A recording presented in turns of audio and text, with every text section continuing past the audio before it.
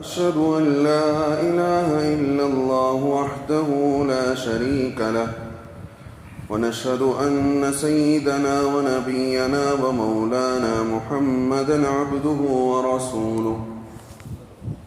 أما بعد فأعوذ بالله من الشيطان الرجيم. أفحكم الجاهلية يبغون ومن أحسن من الله حكما لقوم يوقنون. وقال تعالى: قد أهمتهم طائفة يظنون بالله غير الحق ظن الجاهلية أو كم صدق الله العظيم. وقال النبي صلى الله عليه وسلم: سيأتي على الناس زمان لا يبقى من الإسلام إلا اسمه ولا من القرآن إلا رسمه أو كما قال عليه الصلاة والسلام.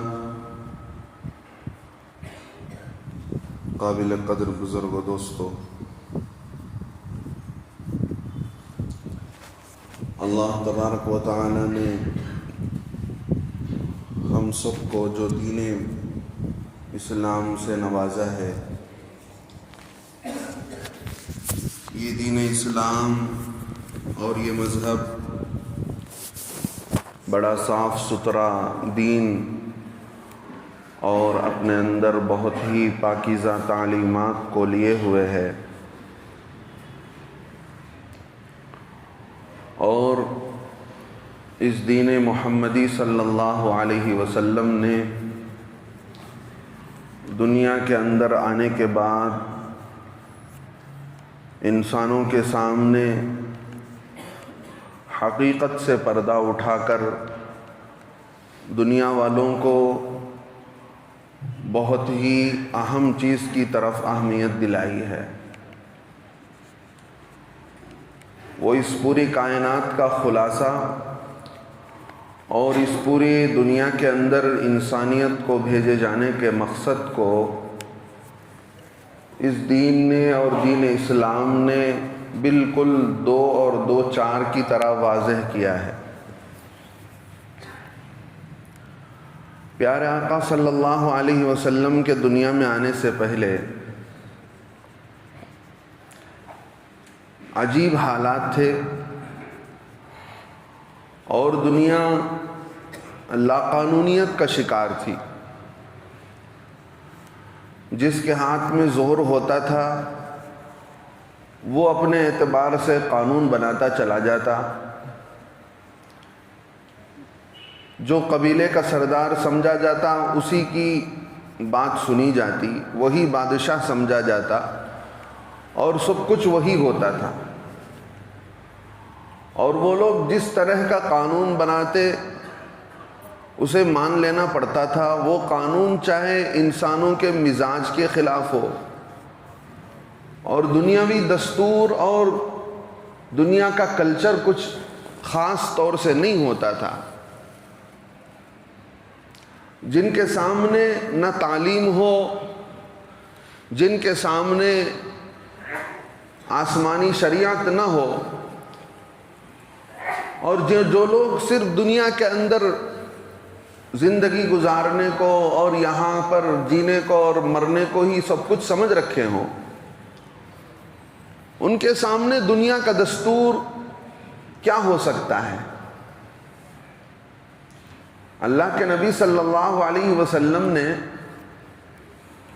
جب کلمے کی دعوت دی ہے، اس وقت تو ایک نظریہ والے یہ کہتے تھے، ایک سوچ رکھنے والے، کہ دیکھو ہمیں کس نے نہیں پیدا کیا، کسی رب نے، کسی خدا نے نہیں پیدا کیا، زمانے نے ہم کو جنم دیا ہے، اور جیسے زمانے نے ہم کو جنم دیا ہے یہی زمانہ ہم کو مارے گا۔ نموت و نحیا وما یہلکنا الا الدہر، اور ہماری ہلاکت جو آئے گی وہ زمانے کے مار سے آئے گی۔ تو دنیا کے اندر ایک تو یہ سوچ رکھنے والے تھے، دوسرے جتنے لوگ تھے وہ سارے کے سارے اللہ کو تو مانتے تھے، لیکن اللہ کے ساتھ شرک کا معاملہ بڑا زبردست تھا۔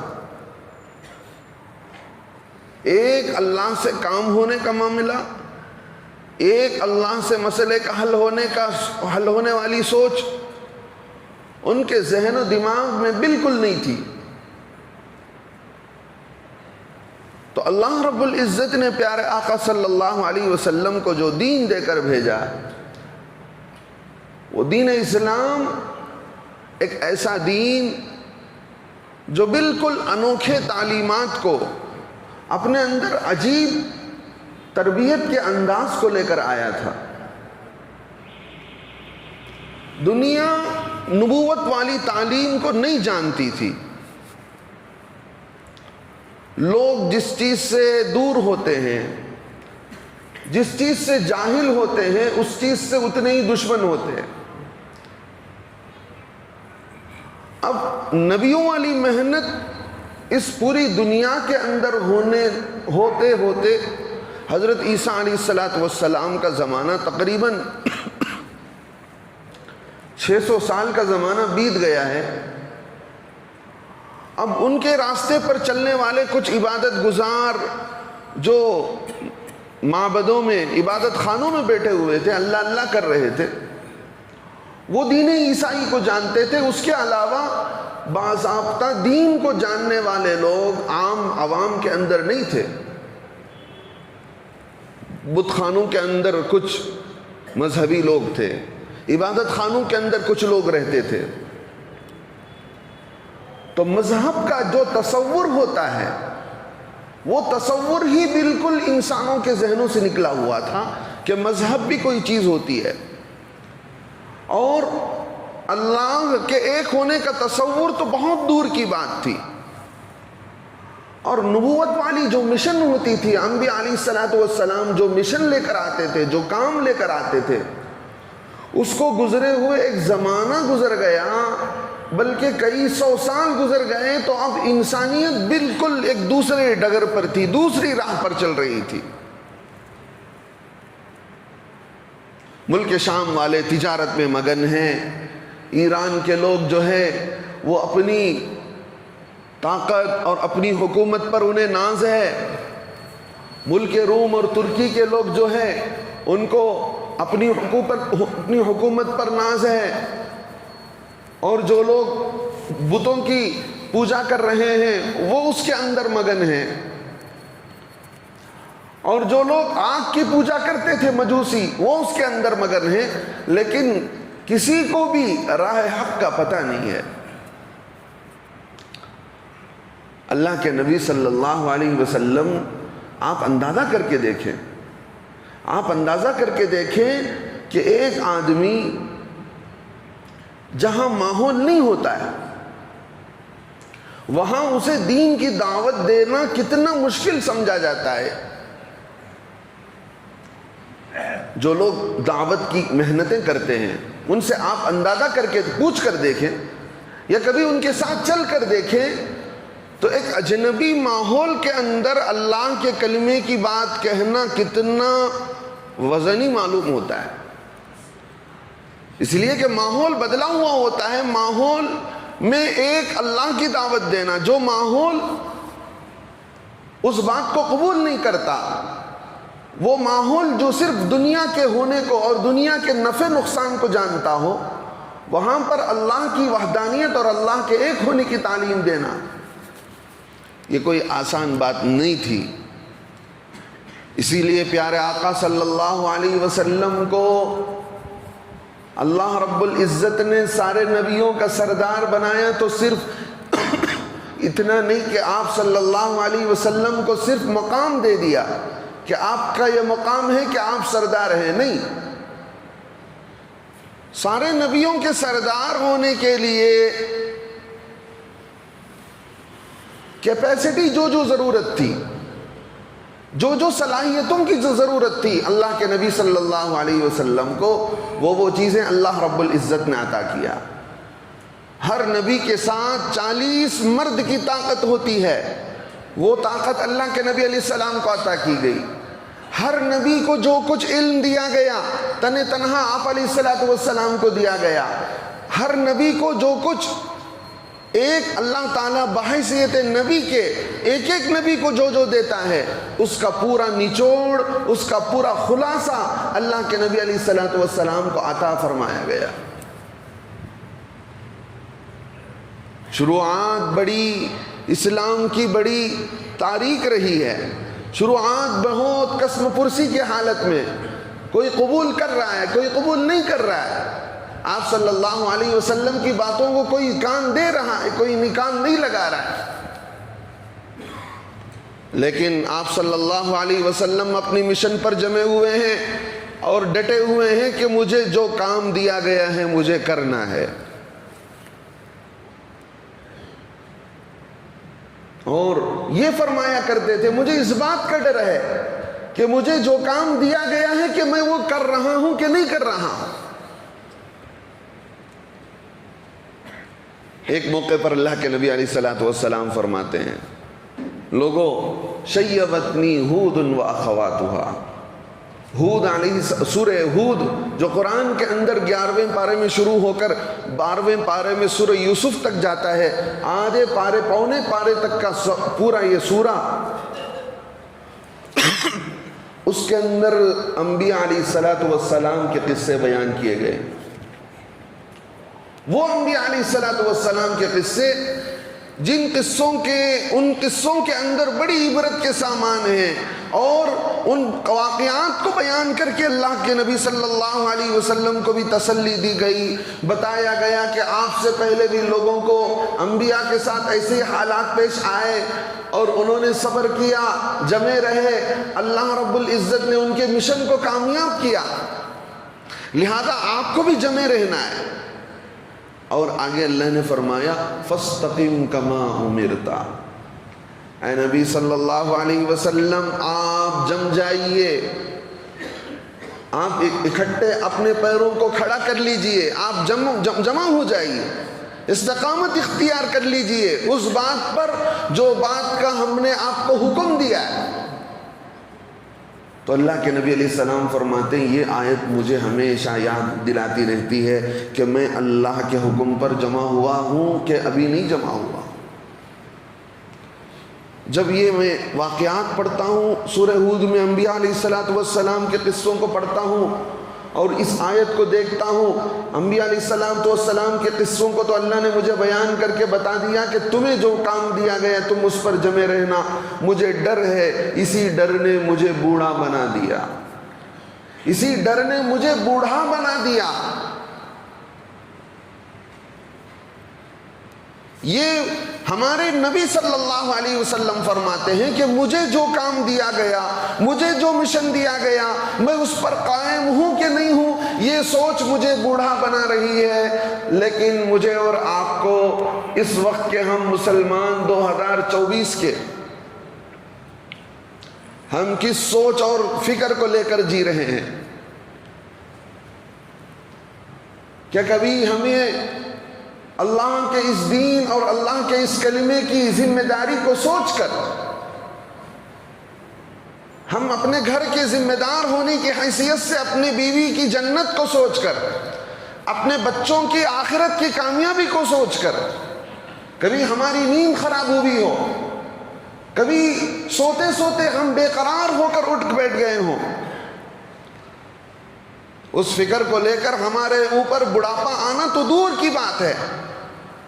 وہ فکر جو انبیاء علیہ السلام کی ہوتی تھی، وہ فکر جو نبی نے کیا ہے، ہمارے نبی نے فرمایا کہ مجھے فلاں سورے نے بوڑھا بنا دیا، تو مجھے اور آپ کو کس چیز نے دین کے متعلق فکر مند بنایا ہے؟ ہم سوچ کر دیکھیں۔ اللہ ہمیں عمل کی توفیق نصیب فرمائے۔ بڑی تیزی سے ایام گزرتے جا رہے ہیں، ابھی رجب داخل ہوا، شعبان کا مہینہ آنے کو کھڑا ہے، بڑی تیزی کے ساتھ حالات بدل رہے ہیں۔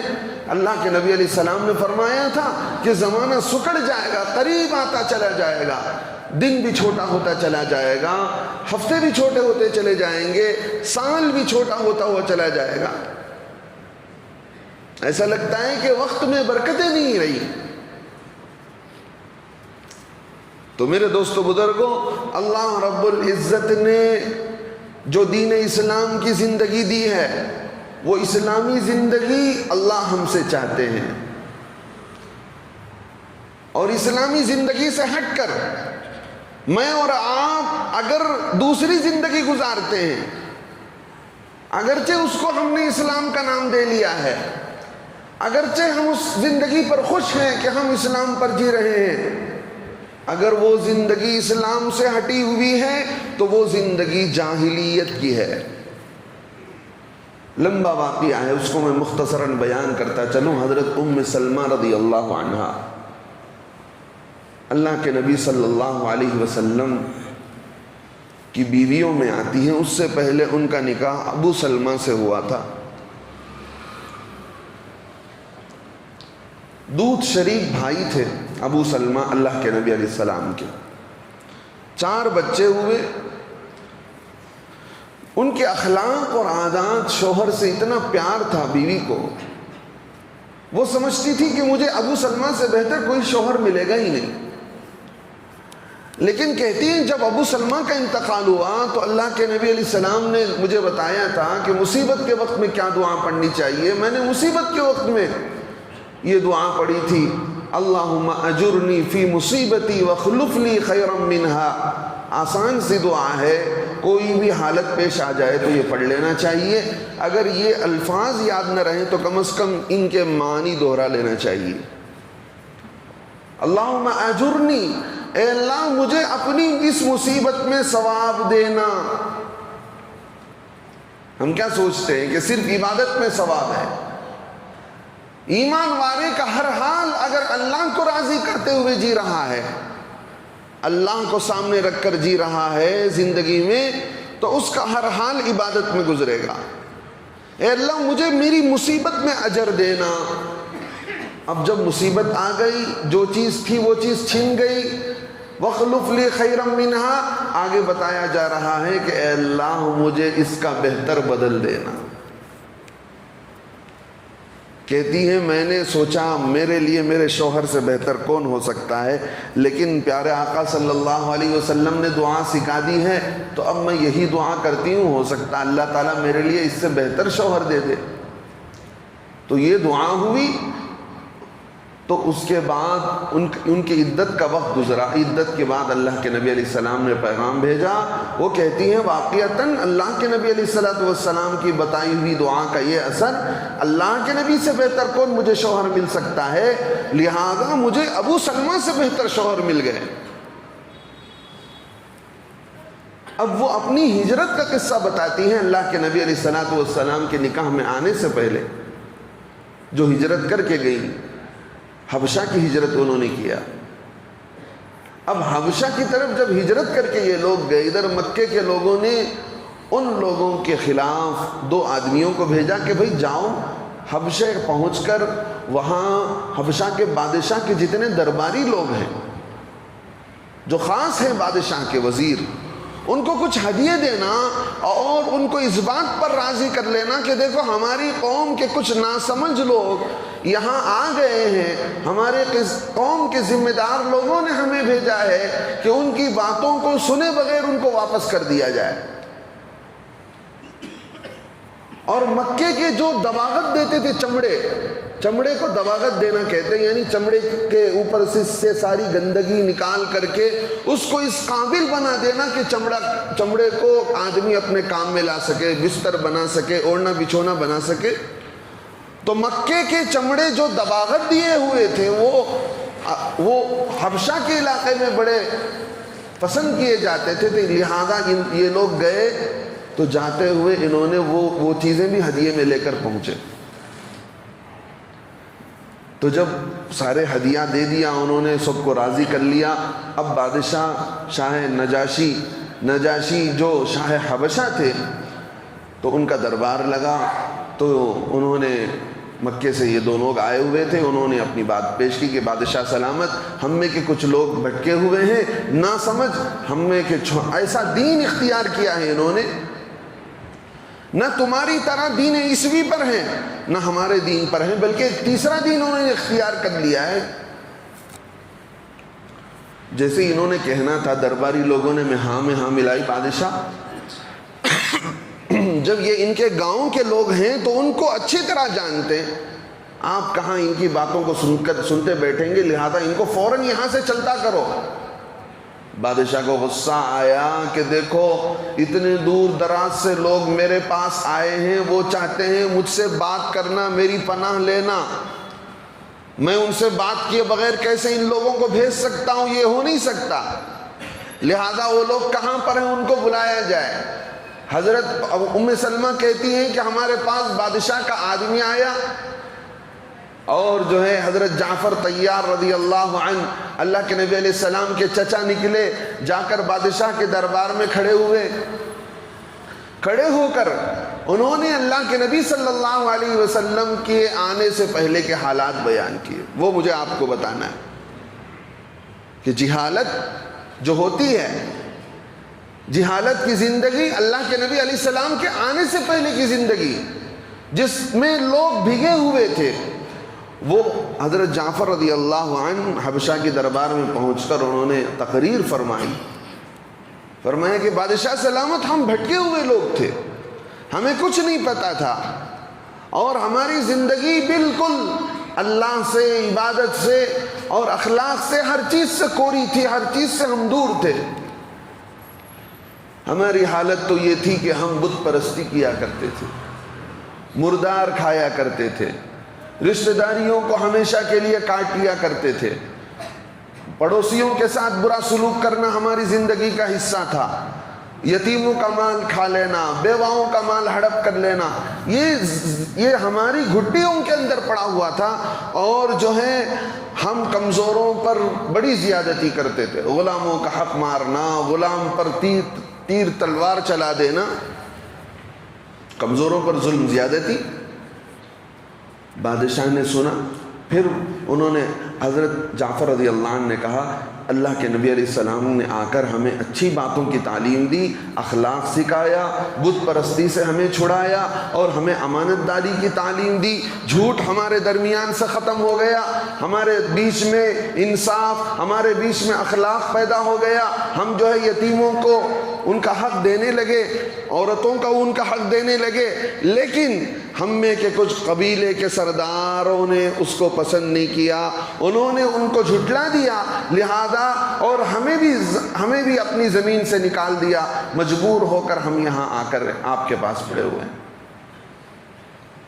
بادشاہ نے پھر پوچھا کہ اچھا یہ بتاؤ کہ جو نبی تمہارے پاس آئے ہیں وہ اپنی کچھ تعلیمات، ان کی کچھ باتیں ہوں جو ان پر آسمان سے نازل ہوئی ہیں؟ ہاں بادشاہ، ہم پڑھ کر سناتے ہیں۔ حضرت جعفر رضی اللہ عنہ نے بسم اللہ پڑھی اور سورہ مریم کی آیتیں پڑھنا شروع کی۔ سورہ مریم کی آیتیں پڑھ کر بادشاہ کے سامنے پڑھنا ہی تھا، بالکل بادشاہ پھوٹ کر رونے لگا، اور وہ درباری جنہوں نے رشوت کھائی تھی وہ بھی زار و خطار رونے لگے۔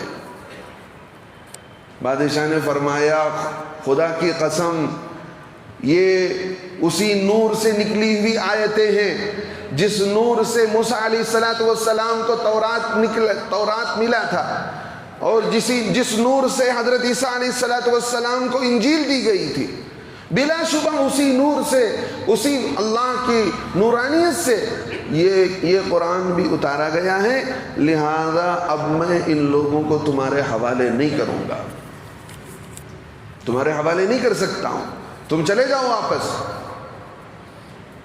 اور ان کو ٹھکانہ دیا، کہا کہ آج کے بعد کوئی ان کو چھیڑے گا تو ان پر فائن لگے گا، جرمانہ لگے گا، یہ ہمارے پاس ہمارے امن میں ہیں، ہماری حفاظت میں رہیں گے، اور تم اپنے طور سے جس آسانی کے ساتھ عبادت کر سکتے ہو، جس طریقے سے کر سکتے ہو کرو، تمہارے لیے چھوٹ دی جاتی ہے۔ تو میرے دوستو بزرگوں، اس زمانے میں ملک وہاں شاہ حبشہ جس کو ایتھوپیا کہا جاتا ہے، وہاں آج اس بادشاہ کی بھی قبر ہے. جو لوگ گئے وہ دیکھ کر آ کر انہوں نے بتایا کہ اس بادشاہ پر ایمان لانے والے لوگ جنہوں نے اسلام قبول کیا ان کی قبریں موجود ہیں. اگرچہ کہ اس ملک کے اندر آج عیسائیت ہے، لیکن اللہ کے نبی صلی اللہ علیہ وسلم پر ایمان لانے والے سب سے پہلے صحابی بادشاہ صحابی کہہ سکتے ہیں ان کو، اگرچہ انہوں نے اللہ کے نبی علیہ السلام کا دیدار نہیں کیا لیکن آپ علیہ السلام پر ایمان لائے. بادشاہوں میں کے سب سے پہلے بادشاہ. مجھے یہ بتانا ہے کہ جو باتیں حضرت جعفر رضی اللہ عنہ نے بتایا کہ یہ جاہلیت کی باتیں تھیں، اسلام سے پہلے ہماری زندگی کے اندر یہ باتیں تھیں، تو وہ باتیں ہماری زندگی کے اندر ہیں کہ نہیں ہیں؟ اندازہ کر کے دیکھیں. اگرچہ ہم بت پرستی سے تو دور ہیں اللہ کی مہربانی سے، اللہ کی حفاظت سے، لیکن جو بات کہا حضرت جعفر رضی اللہ عنہ نے، بادشاہ سلامت ہم مردار کھا لیا کرتے تھے. کیا مطلب؟ حلال و حرام کی تمیز نہیں تھی، جو بھی ہوتا اس کو کھا لیا کرتے تھے، چاہے اچھی چیز ہو بری چیز ہو، جو ہماری سمجھ میں آ جائے ہم اس کو اپنے نوالا بنا لیا کرتے تھے. آج ہمارا نوالا کیا ہے؟ ہماری غذائیں کیا ہیں؟ ہم تحقیق کر کے کھاتے ہیں. ہم کیا تحقیق کر کے کھاتے ہیں کہ جو چیز ڈیلے والی بائی ہمیں لا کر دے رہا ہے وہ چیز حلال ہے کہ حرام ہے؟ ذرا برابر ہمیں گھر بیٹھے چاہیے، آرڈر کر دیا، اس کا بھی پتہ نہیں کہ بھئی وہ چیز کہاں سے آیا ہے، کون شاپ اونر ہے اور وہاں کون سپلائی کرتا ہے، اور جانور کیسے ذبح ہوتا ہے. کسی طریقے کی ہمیں اس کے پیچھے پڑنے کی ضرورت نہیں سمجھی جاتی ہے، بلکہ آسانی کے ساتھ خرید لیا جاتا ہے. یہ تو ہوا انجانے میں حرام طریقہ، حرام کھانا ہمارے پاس پہنچنا، اور جانتے ہوئے وہ کئی ساری اسکیمیں جس کے نام بدلے ہوئے ہیں لیکن وہ غیر اسلامی ہونے کی بنیاد پر وہ حرام طریقوں میں آتے ہیں. ہمارے گھروں کے اندر، ہمارے معاشرے، ہمارے کاروبار کے اندر وہ اسکیمیں داخل ہیں، اور اس اسکیموں کے بغیر، اس بینک کاری کے بغیر ہم نے یہ سمجھ لیا کہ ہمارا کاروبار ہی نہیں ہو سکتا. کیوں نہیں ہو سکتا ہے؟ ہمارا کاروبار حلال طریقے سے ہو سکتا ہے، بغیر بینک کاری کے ہو سکتا ہے. اگر آدمی کرنا چاہے تو اس کے لیے راستے ہو سکتے ہیں، لیکن اب ہم نے اس سے ہٹ کر اپنا سوچنا ہی چھوڑ دیا ہو تو ہمارے لیے راستے بند نظر آتے. تو میرے دوستو، بزرگوں، بھائیوں، ایسے ہی حضرت جعفر رضی اللہ عنہ نے ایک بات بتایا کہ بادشاہ سلامت ہمارے درمیان میں رشتہ داریوں کو ہم ختم کر دیا کرتے تھے، اور زندگیوں کی برکتیں ختم ہو جاتی ہیں جب لوگ رشتہ داریوں کو کاٹ لیتے ہیں. ذرا سی بات پر رشتہ داری کٹ جاتی ہے، حتیٰ کہ حدیث پاک میں بتایا گیا کہ اللہ رب العزت جو آدمی رشتہ داروں سے اپنی رشتہ داری برقرار رکھتا ہے، ملا کر رکھتا ہے، اللہ اس کی عمر بڑھا دیتے ہیں. رشتہ داریوں سے رشتہ داری ملا کر رکھنے کی برکت سے عمر بڑھ جاتی ہے. لوگ چاہتے ہیں کہ لمبی عمر جئیں، لیکن اللہ بتاتے ہیں کہ آدمی کی سخاوت اور دوسرے نمبر پر آدمی کے رشتہ داروں سے اچھا سلوک یہ اس کی عمر کو بڑھا دیتا ہے. اور تیسرے نمبر پر جو بتایا کہ پڑوسیوں کے ساتھ بہتر سلوک. ہم مسلمان ہیں تو ہمارے اندر جاہلیت والا طور طریقہ نہ ہو. جو جعفر رضی اللہ عنہ نے فرمایا کہ ہم پڑوسیوں کو تکلیف دیا کرتے تھے. پڑوسیوں کا بڑا حق، پڑوسیوں کے ساتھ بہتر سلوک کرنا ایمان کا حصہ ہے. حضرت جبرائیل علیہ السلام ایک مرتبہ آئے، اتنی لمبی وصیت کی پڑوسیوں کے متعلق. اللہ کے نبی علیہ السلام ان کے جانے کے بعد فرمانے لگے، مجھے تو ایسا لگ رہا تھا کہ حضرت جبرائیل علیہ السلام گویا پڑوسیوں کو وراثت میں بھی حقدار بنا دیں گے، اتنی مجھے وصیت کر رہے تھے پڑوسی کے سلسلے میں۔ لہذا ہم اگر دیکھیں تو اپنے پڑوسیوں کے ساتھ ہمارا حسن سلوک کیسا ہے؟ ایک تو ہماری کمائی اور دوسرا ہمارا حسن سلوک پڑوسیوں کے ساتھ، تیسرا کمزوروں کے ساتھ بہتر معاملہ کرنا، کمزوروں کے ساتھ بہتر معاملہ کرنا۔ ہوتا کیا تھا؟ ہوتا یہ تھا کہ یہودیوں کے درمیان، دو قبیلوں کے درمیان ہمیشہ لڑائی چلتا رہتا تھا۔ مدینے میں انہوں نے آپس میں یہ طے کر لیا تھا، تین قبیلے تھے بلکہ دو کے بیچ میں زیادہ جھگڑا ہوتا تھا، تو بنو نذیر اور بنو قریظہ کے لوگوں نے، بنو قریظہ کے لوگوں کو معمولی لوگ سمجھتے تھے۔ بنو نذیر کے بارے میں یہ تھا کہ یہ بڑے اونچے درجے کے لوگ ہیں، اگر بنو نذیر کا آدمی کوئی بنو قریظہ کے آدمی کو مار دیا کرتا تھا تو بنو نذیر کے آدمی سے آدھا قصاص ہی، آدھا جان، آدھی دیت ہی لی جاتی تھی۔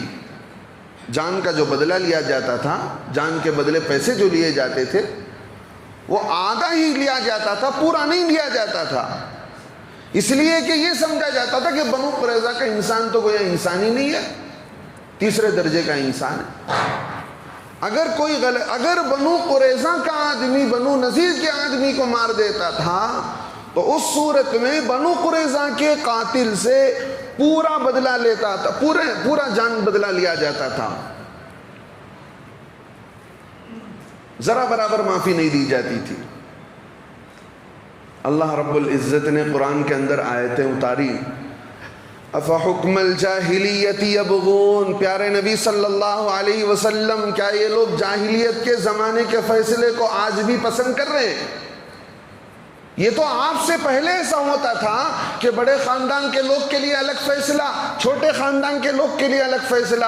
اللہ کے نبی علیہ السلام اب یہ چلنے والا نہیں ہے، ان کو بتا دیجئے یہ جاہلیت کا فیصلہ ہے، اب اسلام آ چکا ہے تو اسلام کا فیصلہ چلے گا، اب یہ لوگ تمہارے انڈر میں جیتے ہیں تو انہیں اسلام کے حکم کو ماننا پڑے گا۔